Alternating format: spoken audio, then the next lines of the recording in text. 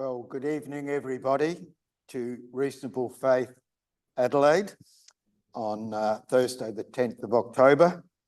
And we welcome our director, Kevin Rogers, who's going to talk to us on the topic of competing for the Christian dollar, a topic which has interest in different ways, and Kevin, in his usual style, will cover a whole range on this topic. So we're handing over to him now to give his presentation to us. Thank you, Kevin. Thank you, Trevor. Okay, competing for the Christian dollar. I was very fortunate to have a wonderful mother-in-law. She was very generous with the time. She contributed to a lot of charity work, like Meals on Wheels. And as well as that, she was helping other people who were struggling right until up when she got the sickness from which she finally died. But anyway, I visited her one day and she was explaining to me, she said, even though I've done so much, I've never actually worked for a wage in my life. And so I said to her, does that mean that you are good for nothing? At that point, she almost choked and died because she thought it was funny. But she also kind of said a principle, a person willing to actually do all the things she did for nothing. And that's part of the theme of what I'd like to talk on tonight.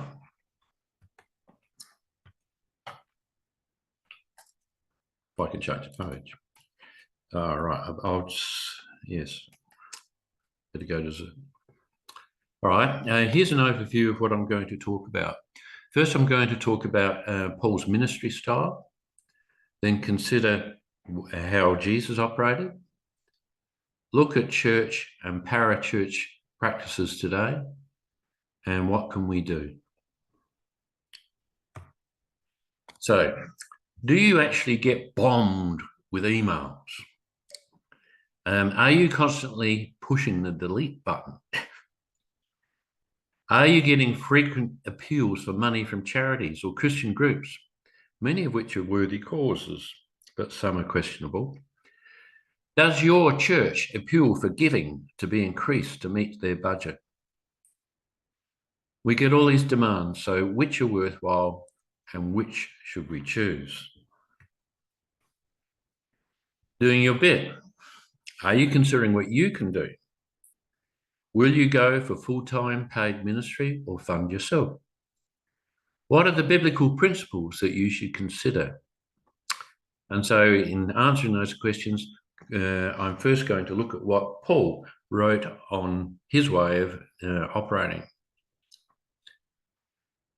So Paul was an apostle to the Gentiles, and information about Paul is derived from his activities as described in the book of Acts and his 13 letters to various churches or people in the New Testament.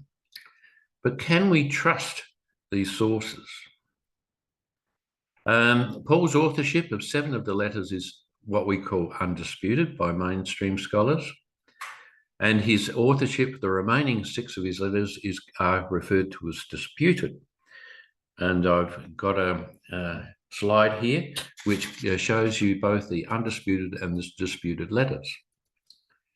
So what we call the undisputed letters are Galatians, 1 Thessalonians, 1 Corinthians, 2 Corinthians, Romans, Philemon, and Philippians. So these letters are called undisputed. And this is actually quite miraculous that you'd actually have letters in the New Testament that virtually all scholars agree were actually written by Paul.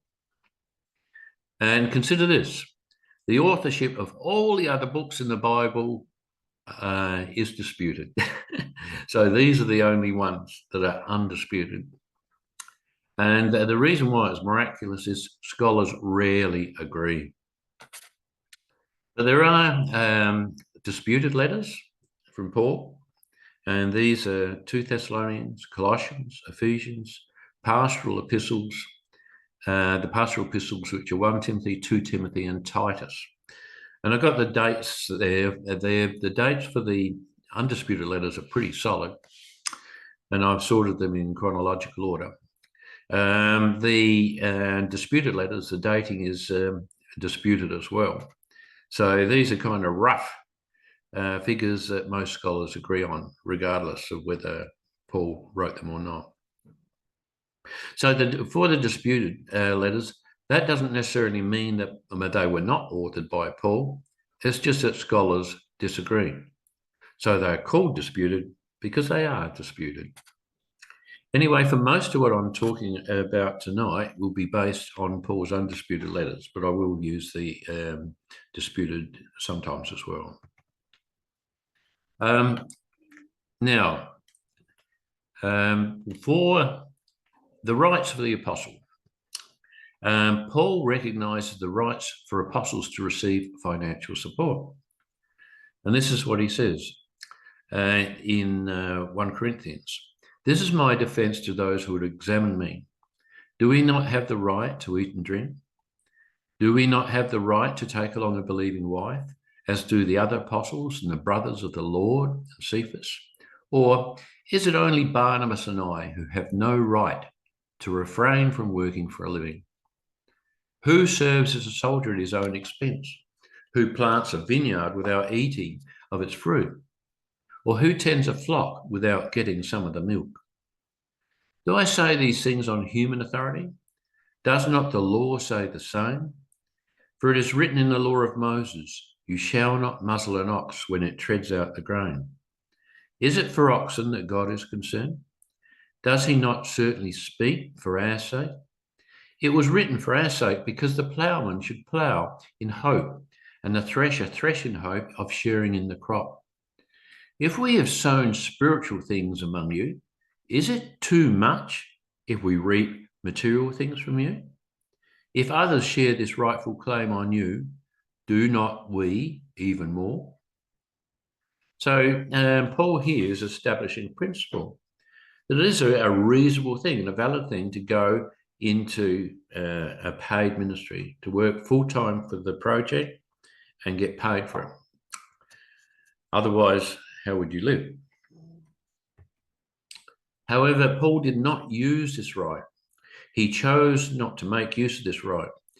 He says, nevertheless, we have not made use of this right, but we endure anything rather than put an obstacle in the way of the gospel of Christ. Do you not know that those who are employed in the temple service get their food from the temple, and those who serve at the altar share in the sacrificial offerings? In the same way, the Lord commanded that those who proclaim the gospel should get their living by the gospel. But I've made no use of any of these rights, nor am I writing these things to secure any such provision. For I would rather die than have anyone deprive me of my ground for boasting.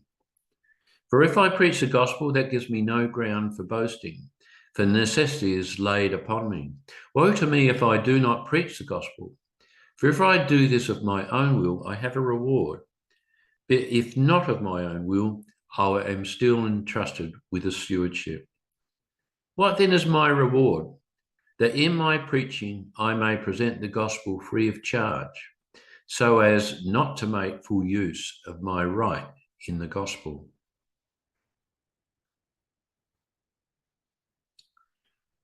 All right, so if he's not asking for money, how did Paul and companions support themselves? And this is a message to the Thessalonians. For you remember, brothers, our labour and toil. We work night and day, that we might not be a burden to any of you, while we proclaim to you the gospel of God.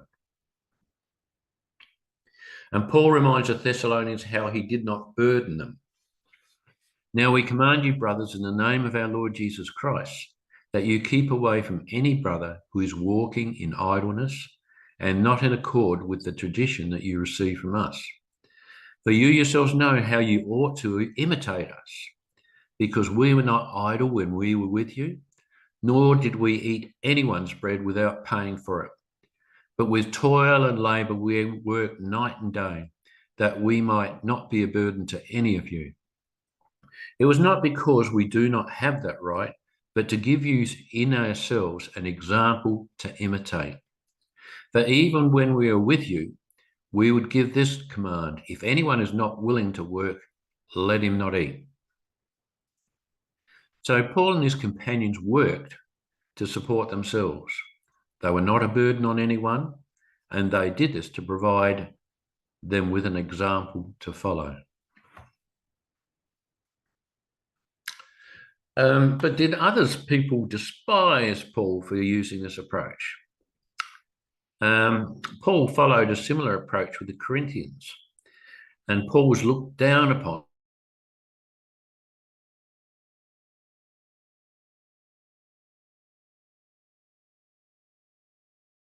in financial support. You may be exalted because I preach God's gospel to you free of charge. I have robbed other churches by accepting support from them in order to serve you. And when I was with you and was in need, I did not burden anyone, for the brothers who came from Macedonia supplied my need. So I refrained and will refrain from burdening you in any way. So in Paul's culture, financial support was often seen as a mark of credibility, legitimacy, and value. It seems odd, but if you take other people's money, you might be more highly regarded. And is that same principle still alive today? Paul says similar things to the Ephesians. Anyone who's been stealing must steal no longer, but must work, doing something useful with their own hands, that they may have something to share with those in need. That's the reason for giving, to share with those who are in need. There's no record that Paul ever solicited funds for himself. However, he did accept unsolicited funds that were freely given. And he says in Philippians, moreover, as you Philippians know, in the early days of your acquaintance with the gospel, when I set out from Macedonia, not one church shared with me in the matter of giving and receiving, except you only. For even when I was in Thessalonica, you sent me aid more than once when I was in need. So he did accept money, but he didn't ask for it. And it's likely the Philippians were the ones who provided financial support to Paul while he was in Thessalonica. There's also, he did collect money, but not for himself. Paul did ask for gifts, but not for himself, but for the needy in Jerusalem. When he visited Jerusalem, the apostles in Jerusalem asked Paul to remember the poor, and he said that he agreed to do that. So in 1 Corinthians, which was written from Ephesus to the church at Corinth, Paul asked the Corinthians to conduct a collection for the Lord's people in Jerusalem. And after he left Corinth, he went through Macedonia. And from there, he wrote to the Corinthians again. And in chapters 8 and 9, Paul is writing to the Corinthians from Macedonia. He encourages them to have a gift ready for when he arrived in Corinth. In Romans 16, he's finished his stay in Corinth and he's heading back towards Jerusalem. He is writing to the Romans in Rome from Corinth.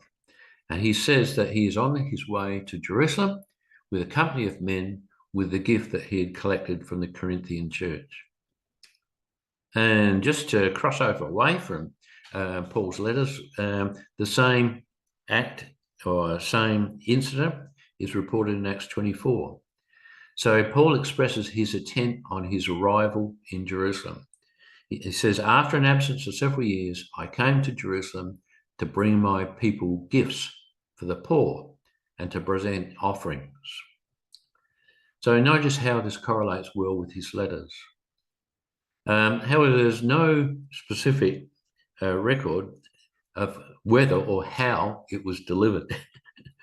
But the reference in Acts is after his arrival in Jerusalem, and I think it implies that he actually delivered the money. So here's my summary on Paul. Should we imitate Paul regarding non-paid ministry? Paul never had a donate now button. He never appealed for money to support himself or his ministry, and Paul urged Christians to imitate him. What is the situation today? Today, many Christian organisations, churches and parachurch frequently appeal for donations to support their ministries. There is strong competition for the Christian dollar. And does this pressure on funds to pay full-time workers lessen the available funds that are for the needy? And should we be imitating Paul today? What about Jesus? How did he operate? Prior to his public ministry, Jesus worked for a living. He went away from there and came to his hometown, and his disciples followed him. And on the Sabbath, he began to teach in the synagogue. And many who heard him were astonished, saying, "Where did this man get these things? What is the wisdom given to him? How are such mighty works done by his hands?" And they question him, "Is not this the carpenter, the son of Mary and brother of James and Joseph and Judas and Simon? And are not his sisters here with us?" So the implication here is that before his ministry, Jesus was a carpenter and worked for a living. Now, what about his public ministry? There is no record of Jesus requesting financial support during his public ministry, but he did receive support. Soon afterward, he went through cities and villages, proclaiming and bringing the good news of the kingdom of God. And the 12 were with him, and also some women who had been healed of evil spirits and infirmities. Mary called Magdalene, from whom 7 demons had gone out, and Joanna, the wife of Chuza, Herod's household manager, and Susanna, and many others. And these people provided for Jesus and his disciples out of their own means. So they did receive financial support. Jesus teaches us not to be anxious about our life needs. He says, "Therefore I tell you, do not be anxious about your life, what you eat and what you will drink, nor about your body, what you will put on. Is not life more than food and the body more than clothing? Look at the birds of the air. They neither sow nor reap, nor gather into barns, and yet your heavenly Father feeds them. Are you not of more value than they? And which of you, by being anxious, can add a single hour to his span of life? And why are you anxious about clothing? Consider the lilies of the field, how they grow. They neither toil nor spin. Yet I tell you, even Solomon, in all his glory, was not arrayed like one of these. But if God so clothes the grass of the field, which today is alive and tomorrow is thrown into the oven, will he not much more clothe you, of little faith? Therefore do not be anxious, saying, what shall we eat? Or what shall we drink? Or what shall we wear? For the Gentiles seek after all these things, and your heavenly Father knows that you need them all. But seek first his kingdom and of God and his righteousness, and all these things will be added to you. So Jesus is saying, don't be anxious or worry about the necessities of life, for God will provide for you. Now, does that mean that we just sit back, let God give to us? Should we work? Does this imply that we shouldn't work, but simply trust in God to supply our needs? Well, the broader teaching of the Bible values work. Like in the Garden of Eden, Adam was given work to do. So it's part of the creational mandate. So it's not against work as such. It's just that we shouldn't be anxious about the result. So Paul and Jesus, even though they're different angles and way of operating, they're still compatible in what they say and teach. So now let's have a look at some church history. So in the New Testament era, Christians met in homes. Meetings were for mutual edification, for building each other up. Multiple elders were appointed. Several would speak and others weighed up what they said. So there wasn't a lot of formality, structure. The people were voluntary and unpaid. What happened a bit later, 2nd and 3rd centuries? During this time, many heresies started emerging, and so bishops were appointed.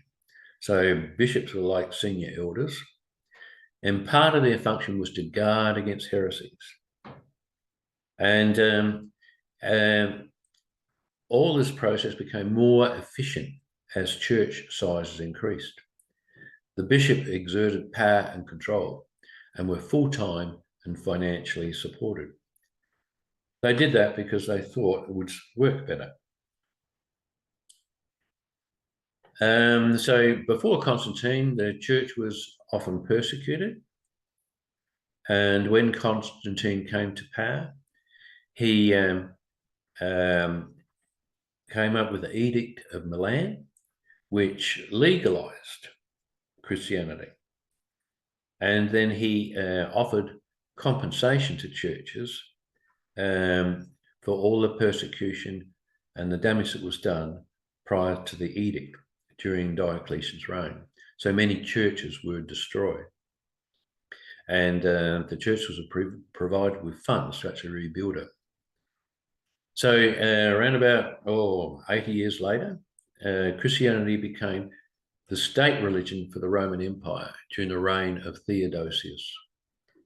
Church buildings were restored and the church became quite wealthy. So there's a bit of money going around to actually support the full-time worker. If we skip 1,000 years to the Reformation, the Reformation recognised the priesthood of all believers. So they're saying it's not only the bishop and the people high up in the church and the priests who could read the Bible. Everybody was allowed to. And so that was a good thing, but there were also bad sides to it. The Anabaptists were a group of people who were independent, largely independent of the reformers. They did many commendable things, but they were sometimes out of control and were sometimes extremists. An example of this is the Munster Rebellion, where the leader of the Anabaptist movement in that town took control of the town and did quite a few horrible things. So this actually caused the mainline denominations within Protestantism to control and reimpose the authority structure, and which was a pressure against the priesthood of all believers. So what's today's situation? Today we are bombarded with requests to support many causes, both Christian and non-Christian. Churches often have appeals to meet their budget. We can't support them all and have to decline many that are worthwhile. Some denominations attempt to follow Paul's model. An example of this is the Open Brethren. Others follow it in instances, but not universally. So you get, if they're small congregations that are struggling, can't afford a minister, then a generous person will rise up and do the work of a pastor part-time and work for a part-time So he doesn't actually draw money from the small congregation. You also have what are called tent making ministries.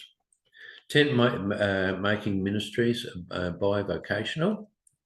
That means the person has two jobs. He has a secular job to earn money, and the other half of his time, he spends his time in his missional work. So this has some advantages. He's independent financially, doesn't have to go fundraising. Tent makers also have access to closed countries. So the country might let them in because they have something to contribute, whether they're a teacher, an engineer, or something else. And also they are able to develop relationships outside the church. And because they're independent, they're less prone to corruption. But there are challenges and disadvantages of doing this sort of thing, because they have to balance work and ministry, and sometimes this can cause them to lose focus. Here I've listed risks associated with paid ministries. If you basically have a great white leader and people who follow them, it tends to make the lay people passive. So they just sit there, absorb it, and do not take great initiative themselves. And so there's an underdevelopment of lay gifts. So they're less inclined or motivated to develop their gifts so that they can do some significant ministry. This dependence and one-way communication can lead to lay immaturity. There's also, if other people may be very gifted and keen, but their gifts may be underutilized. They don't get the opportunity to contribute in a thinking way.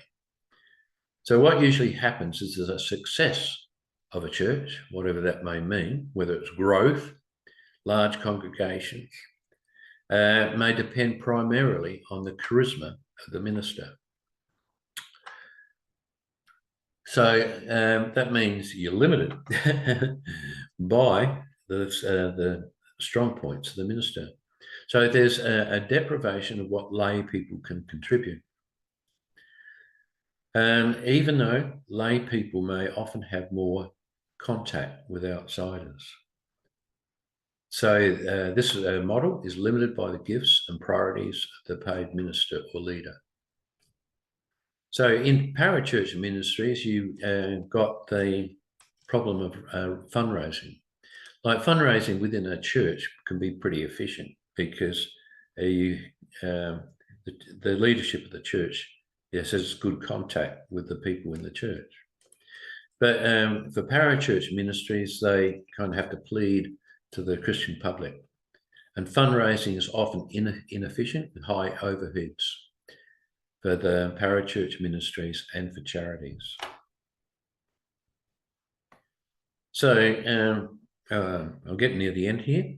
So we're Reasonable Faith Adelaide. I'm part of Reasonable Faith in the US. And when I set up this organisation, I was given a template from Reasonable Faith and had a Donate Now button on it. And one of the first things I did was to remove the Donate Now button. I had no intention to appeal for money. The committee I have, currently all lay people, everything is voluntary. And my motto for Reasonable Faith Adelaide is the same as applied to my mother-in-law. We're good for nothing. The advantages to the participants. Those who actually prepare talks increase their knowledge of apologetic issues, which they also pass on to people who hear. They develop skills in presentation and in their ability to answer questions. And it provides them with an opportunity for meaningful lay ministry. So here's my conclusion. Every Christian has gifts of ministry. The primary purpose of giving is to support the needy. And if this gets pushed aside, then something has gone wrong. Full-time paid ministry is often seen as a higher calling in comparison to lay people. Relatively few should go down this path, and they should be able to demonstrate that if they're going into it, that it is justified, that they actually draw on the Christian dollar. Paul chose not to and provided an example for the churches of his time. Is Paul's model still relevant for us today? Should we still imitate Paul? Mind you, he seemed to have many advantages over us. For a start, he was single. So he didn't have a wife and family, whereas the majority of lay people have family commitments. And that also applies to those who go into full-time work. So you can understand if you're in that situation, it may be more realistic to receive payment for what you do. But what can we do? I just ask people to consider these options. We can't change the world, but we can do our bit. We can encourage and develop lay ministry, both for ourselves and for others. We can be proactive and not leave it to the professionals. And we can exercise ministry without appealing for money. Just some information about me. I'm Kevin Rogers. I'm the Director of Reasonable Faith Adelaide, and I was a former research fellow and lecturer at the University of South Australia. I'm now retired, which means, and I'm self-funded, so I'm in a position where I can devote myself to doing what I hope is a Christian ministry and not ask for money. At this point, the presentation's ended and I open it for questions and comments. Jack? Yeah, a relatively brief one, but basically said that Paul really didn't need much support while he was in Thessalonica. He was only there for 3 weeks before he was run out of town. But that's a small comment. Yeah. He obviously spent, 18 months or more in Corinth and about the same length of time in Ephesus. So there were other places he needed a lot of support. Although, as Paul points out in Philippians, or Corinthians anyway, they continued to support him when he was in Corinth as well and further on after that. They did, yes. Just a small thing. The founder of Rima Ministries in South Africa died just yesterday. And this is from the BBC I'm reading. And they give some good, reports on him, but they point out he was he was a big teacher of the prosperity gospel. And in 2008, from tithes, he earned over $3.8 million. So, and this is in South Africa, mind you, quite a poor country. So we do face, I guess, the criticism where money is seen to flow to church leaders. Yeah, it can happen. I'm not sure how common it is. Because, I know my own minister is clean as a whistle. But, so there's a lot of good people there, and there's still a large number of people who are charlatans. Yeah. Well, we know the TV evangelists in the US in particular, had that donate button, so to speak, on almost all their programs. Thing is, that's a common trait of all humanity, but the difference is that we are called on to be different. Yes. Actually, Kevin, there's one word that you used quite a lot in there that I was wondering if you could define for us, please. Lay. Nothing to do with eggs, obviously. A lay person is one who is not employed or receives any money. He's a giver rather than a receiver. And like at our church, we have a minister, we have an eldership, and then people who come. So that the eldership are all lay people. So basically, that lay sense? people basically means anyone who is not a paid minister. Yep.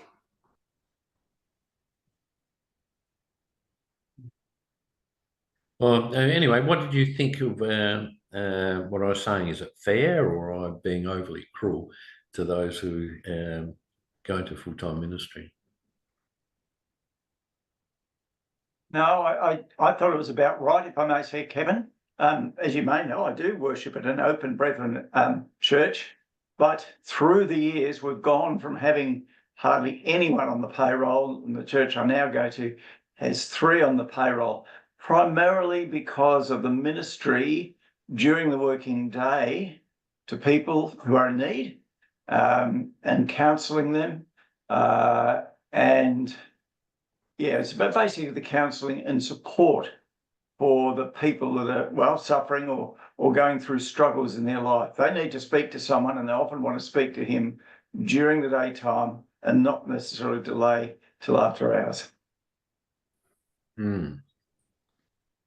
That sounds a little bit like what Paul experienced in Corinth, because we read how in Corinth he spent his time working with leather, just like Priscilla and Aquila did, to earn money to support himself. But when finances came from Macedonia and Philippi, he was then able to devote himself full time to ministry, and it allowed him to do a lot more that way than he could when he had to work as well. Yeah.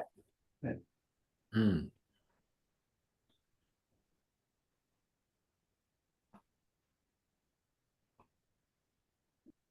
Yeah. And I found it interesting, Kevin, that those particular instances from the Philippian church that showed how much they gave to Paul was in the undisputed letters. Yeah. Yeah, I did do a couple of quotes from some quotes from 2 Thessalonians and Ephesians. They're pretty consistent with what they said in the undisputed letters. Yep. But like in charities, like you can understand that they're raising money for the poor. So they're raising money. If they're going to support the poor, they're raising money, and so that you can all the fundraising efforts are quite necessary. So if for fund charities where you're trying to support people who are in need, it's justified. Yeah. Can I say, here in Adelaide, I've seen a phase where we used to have what was just called, what's now called Family Voice, isn't it? But it used to be, well, I started off as the Mary White House organisation, then became, I forget the name now, and they were the only people that I would tend to support. But now we've got ACL, there's 1 or 2 others that are popping up now, continuing to us. So we've had a proliferation of ministries, all of which are good in their own right, but you know, how do you now distribute the funds between these multiple ministries versus those that, well, the one that was very good. Of course, we used to meet at times with what was his name, Phillips, the son of Ros and the founder. Yeah, that's right. And they were the focus group. We didn't need to turn to anyone else. But now we've got at least 2 or 3 or 4 other groups all wanting contributions. Hmm. Yeah, well, in the science area, you've got Roosevelt Faith, Reason to Believe, Yes. then all the Young Earth Creationist Ministries. Yes. They're all appealing for money, Yeah. but they don't agree. Well, but they don't. But look, I'll give one credit. You know, I support Creation Ministries. Yeah. They were, what's the right word? They needed to downsize or something, but they did it without asking for money. They were in an office that was in a, if you might saw, a somewhat more upmarket part of Brisbane, and Yeah. they chose to sell that particular property and move to a less upmarket part of Brisbane without ever asking for money. And they did it, you know, it was only revealed later that they didn't put their hands in our pockets. Yeah. There are more worthwhile charities out there than I have got dollars. And so for all of us, we have to decide who we're going to give to. And I think it is the onus on us to examine the relative charities to decide which ones are worthwhile and which ones are not, because we know there are a lot of charlatans out there. There are a lot of charities that take 95% of what you give for themselves and 5% actually goes out. So we have to be careful, and it is important to be careful. But each one needs to decide which ones we're going to give to, and just accept the fact that we can't support everyone who genuinely needs it. Yeah. On the other side of the equation, there's how much do we give? And probably on average, would the average church attendance give away 10%? Probably not. Well, again, I know at our church, someone's, crunched some numbers and figures that there are, well, we're not getting the 10% that you'd expect from people who are in work. And, there are some people who just don't put their, don't give that much account to the tithe. Tithing is, I guess, an Old Testament concept, but it's often used in the New Testament as well. But if it was based on tithing, then I must confess our church is not getting what they would have thought would have been a tithe from those who are working. Yeah, the whole situation is quite complex. Yeah. We also pay taxes, don't we? We do, yeah. Mm. I won't mention the denomination, but I was once a member of a particular denomination who noted twice how their offerings increased dramatically. First, when the $1 coin was introduced, and second, when the $2 coin was introduced. So that in each case, the highest denomination coin and the lowest denomination note went up. Yeah. Well, they've just released Bluey coins, haven't they? Well, we're going to get them. Yeah. I know in another church, they have apprentice Christian workers.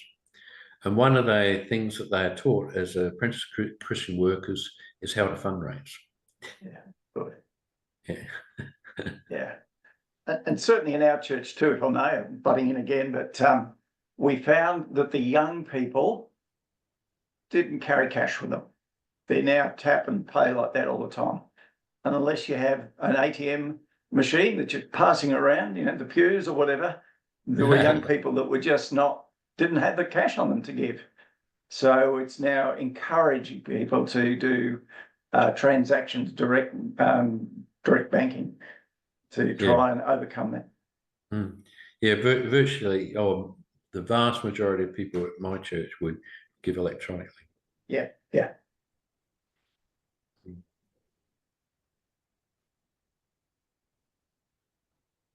You've got a microphone. Bill. Kevin, I had a comment and a question, and that was regarding Paul. He was single, and some say he was married, but he didn't have a wife to worry about. One of the pressures on a lot of people is when they're in families is they're not just covering their expenses, they are looking to provide an inheritance to their children. They are paying off mortgages over a long time and HECS fees. So the question is, in the giving, is there a difference to a Paul type person as against a family man situation? Tricky. I know where we've given, a lot of that is to bail out our children. Yeah. And so if you took that into account, we give way more than a tithe. Yeah.